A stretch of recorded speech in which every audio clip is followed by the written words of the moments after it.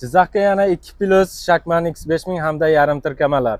Akajon muborak bo'lsin. Rahmat. Jizzaxdan Shodiyor akamiz tashrif buyurganlar. Nima uchun akajon Roadstar'ni tanladingiz? Chakmay yaxshi deyapti.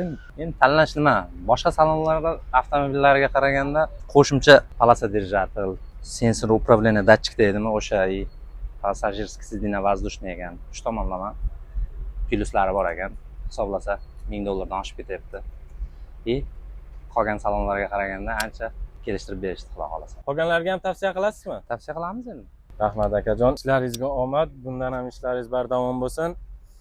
Jizzaxliklar like, kommentni yondiramiz. Roadstar yana yangiliklar qilishda davom etadi.